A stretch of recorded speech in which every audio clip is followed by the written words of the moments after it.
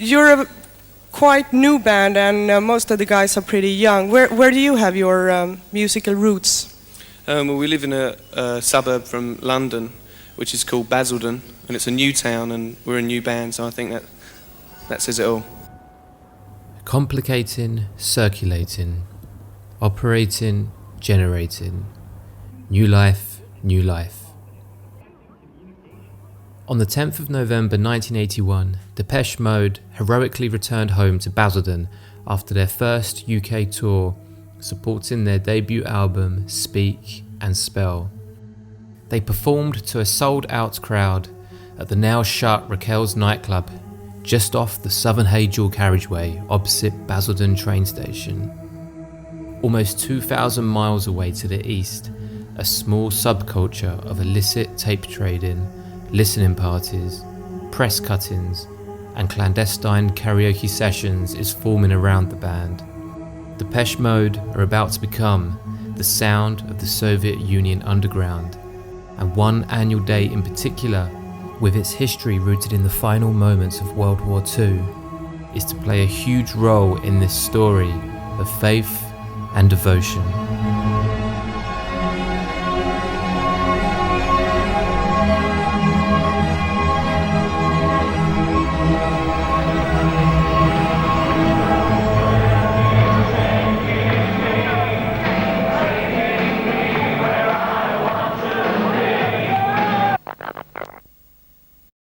It's 1980 and Martin Gore, Andy Fletcher, Vince Clarke and Dave Garn are rehearsing as a four-piece band under the name Composition of Sound in Basildon, a medium-sized new town in Essex. A few months later, they would change their name to Depeche Mode and subsequently released their debut album in 1981. Much like the forward-thinking, experimental urban town planning of Basildon from which the band hail, their initial sound was a mix of hard electronic textures and pop-friendly synthetic melodies under baritone vocals. Walking through Basildon today, it's hard to not be fascinated by the optimistic urban planning of post-World War II Britain and how the history of the town mirrored the country's larger socio-economic picture. Tall, brutalist buildings spike a skyline over grey concrete squares and deteriorating underground subways. But there is something here, some resonance, some trapped vibrations. An apparition of fans or a crowd of ghouls stuck permanently in purgatory, forever queuing outside of Raquel's nightclub for that 1981 homecoming gig.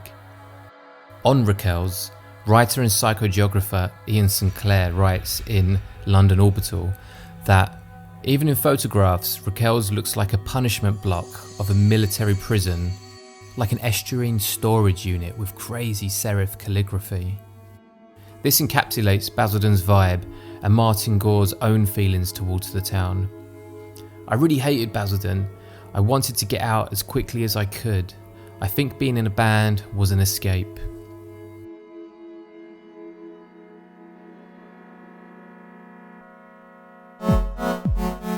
The band's early output was sweet and uncomplicated futurism, with the sound drifting towards sonically darker fringes under Martin Gore's songwriting stewardship following Vince Clarke's departure in 1981. Lyrics now explored sex, politics and religion. With their popularity rising in the UK, their second album, 1982's A Broken Frame, peaked at number 8 in the UK charts, up 2 spots from their debut. These first 2 albums were recorded at Blackwing Studios, now All Hallows Church, not far from Borough Station, whilst their third album, Construction Time Again, would be predominantly recorded at John Fox's studio, The Garden, based in Shoreditch, East London. Construction Time Again peaked at number 6 on the UK album charts in 1983. By the mid-80s, Depeche had firmly established themselves as a popular act within the UK. But overseas, in the Soviet Union and the Eastern Bloc, something interesting was happening.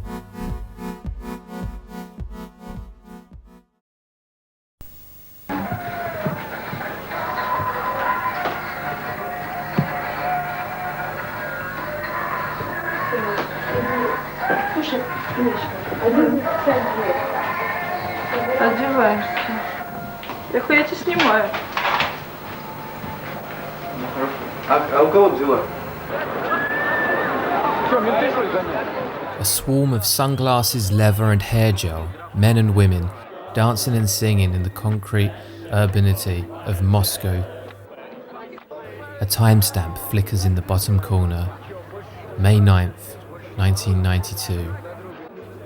Lead singer Dave Garn's birthday, and by almost divine coincidence, a public holiday in Russia, Victory Day.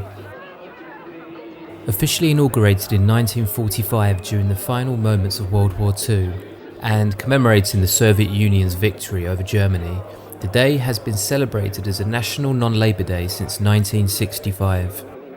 For Depeche Mode fans, however, May 9th has also come to be known as Dave Day, sometimes also translated as Dave's Day. A movement started independently by the fans without input from the band or a record label. One video documents a group of 4 young men recreating the photo shoot for the 101 film. After choosing their outfit, the 4 head off, boombox on shoulder, blaring Depeche tunes, onto the streets of Moscow.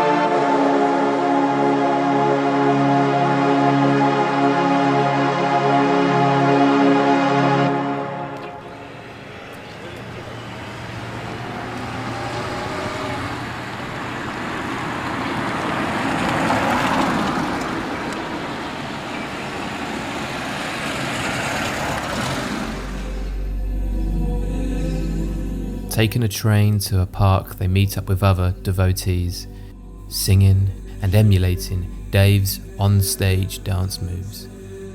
Propelled by 1980s Soviet-era media laws, meaning much Western music was either censored or outright banned, the band's Eastern European fan base has reached near mythical levels of obsession. Depeche and their records were categorically banned for political messaging during the Soviet Union. Something I find rather ironic, considering Martin's lyrics thematically veered towards a critique of capitalism. The grabbing hands grab all they can, all for themselves, after all. One has to wonder if the band's aesthetic and tastes in fashion were too homoerotic, femme or risque for the Russian censors. Depeche Mode's effect in the USSR can be seen similar to that of the Beatles in the UK or to Elvis in the United States. Personal Jesus, one of the band's most popular songs, was released in Germany in August 1989, where it stayed on the charts for 23 weeks. That November, the Berlin Wall fell, leading to previously prohibited Western pop music flooding into the former German Democratic Republic.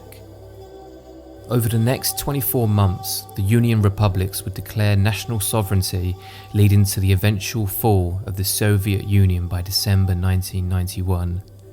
In the midst of the political upheaval, Violator, the band's 7th album, was released in March 1990, followed by a string of singles over the following months. For many long-time devotees, this meant they at last could freely access the band's music, and for the soon-to-be Depeche fanatics, this was their first exposure to the band. For most of the Romanians, Depeche Mode was the perfect band because they hit the world with Violator exactly in March 1990, exactly after 3 months after our revolution. We were fresh, we were virgin listener. This sentiment here is repeated throughout many interviews of Eastern European fans in Jeremy Deller and Nick Abraham's 2006 documentary film Our Hobby is Depeche Mode, also known as The Posters Came from the Walls. The film documents Depeche fans in Russia, Eastern Europe and the world over. Fans speak of how the band has affected, changed and influenced their personal lives, sometimes to the point of intense infatuation. Others speak of how Depeche are only truly understood in Russia, speaking to them on a deeper level. I'll leave a link here to the full documentary in the description, as it really is worth a watch. А потом я хочу сказать, знаете, есть такое, нет пророка в отечестве своем. Соотечественники, как правило, никогда не любят, не понимают из своей страны, они, как правило, выкидывают. Поэтому вы, англичане, не в состоянии понять огромность Depeche Mode. Переведите ему, пусть будет страшно. What is it then that Russians and Eastern Europeans were hearing in the band's music that others weren't? In a piece of writing in Dazed and Confused titled Tracing Eastern Europeans' Obsession with Depeche Mode, published in 2017, one of the Russian fans interviewed states, "The band were like kids from a Russian province. Most of us were working class kids that worked really hard for everything we had in life. It felt like the USSR government didn't really care about ordinary people. But Depeche Mode had a voice and represented themselves in music. We heard about these guys dressed strangely in leather and creating sounds with sledgehammers and old pipes, and that was so authentic and real to kids living in industrial areas who didn't have much apart from each other." I can't help but think that in light of this, there has to be some connection here to the band's hometown of Basildon, echoes of their origins or residual energy still ringing throughout their sound. For people our age living in Basildon, there's not a lot to do really, not enough. It's basically just discotheques, and there's a pool room, and you've got to be a member. Apart from the disco, there's nothing much at all. Even though I still think it's a good town to live in. In the years following World War II, intrinsic values such as social mobility, community engagement, access to long-term employment, good healthcare, and robust public services were at the heart of the UK government, the public realm taking precedent over the private. The concept at the heart of the New Towns was one of egalitarian optimism. Conceived in 1946, the towns offered opportunities to move from dense, often poor urban areas to new super-modern out-of-town developments. Thamesmead in southeast London, Bracknell in Berkshire, Milton Keynes in Buckinghamshire, East Kilbride in Scotland, plus Harlow and Basildon, both located in Essex. These are all prime examples of new towns established between the mid-1940s and 1960s. New towns serve as long-lost instances of utopian urban planning, along with their modernist construction techniques and materials. Operating, generating, new life, new life.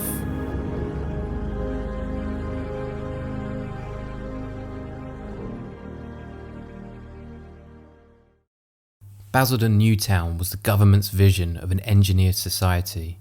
Its high-spending Labour Council, along with its brutalist architecture, led to the then Conservative Environmental Secretary Patrick Jenkin dubbing it Little Moscow-on-Thames. Basildon will become a city which people from all over the world will want to visit. It will be a place where all classes of community can meet freely together on equal terms and enjoy common cultural recreational facilities, said the then Minister of Town Planning, Lewis Silkin, to a large crowd at High Road School in September 1948. It's all right actually. It's just that people. It's a very small town. It's not. It's quite built up. It's new. It's a lot of young people there. And it's basically just the overspill from the East End of London. Where the East End was getting too sort of heavily populated, and they just sort of all moved. I think the area because it's very. The new town, originally imbued with new, positive societal values which over time paved way for isolation, sadness and mundanity, must have had an effect on Depeche Mode.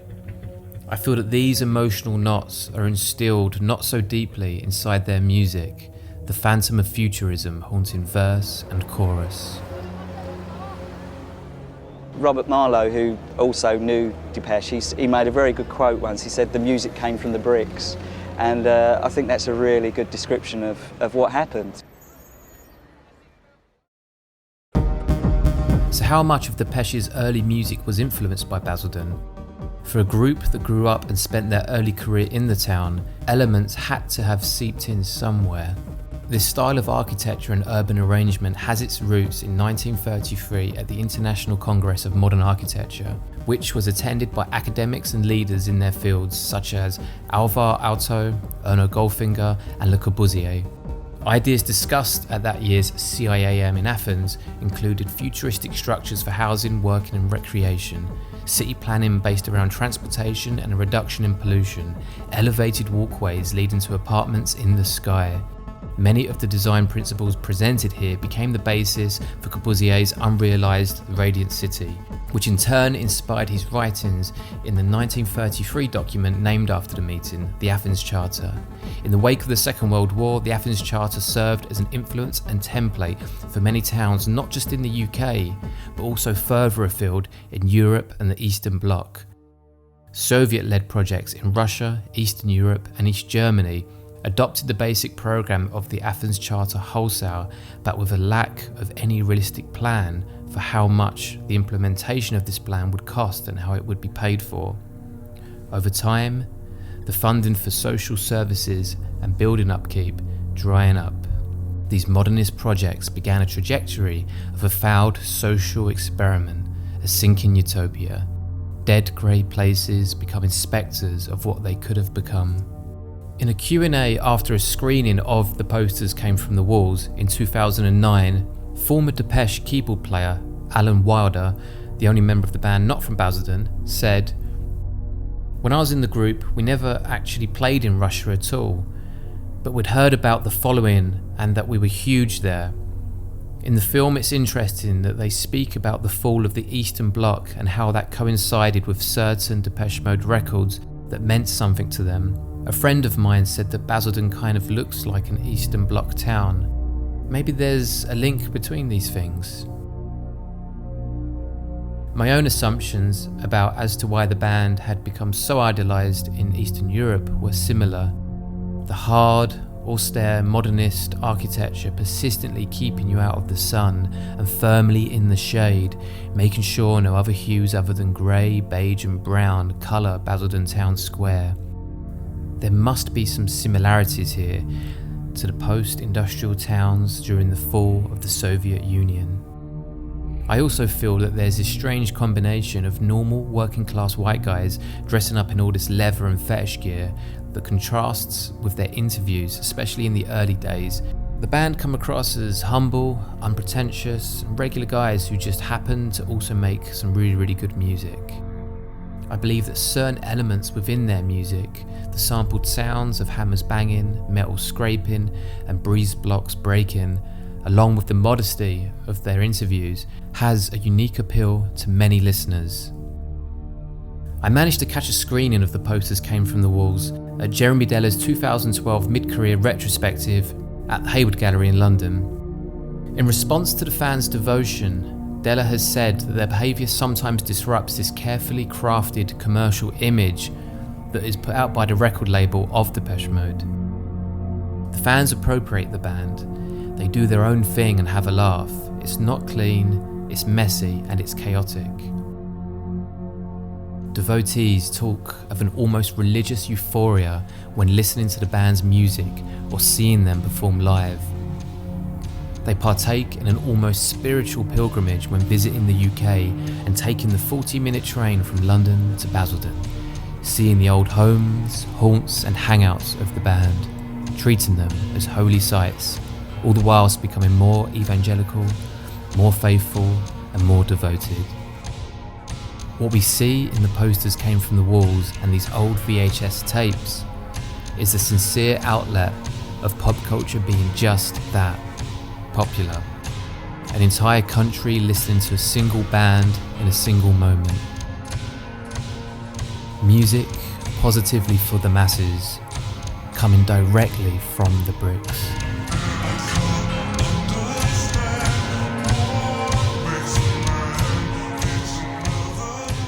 Okay, so thank you so much for watching the video and reaching the end. It really means a lot to me. All of the links All of the citations and all the references, they're all in the bibliography in the description below, so check all of them out.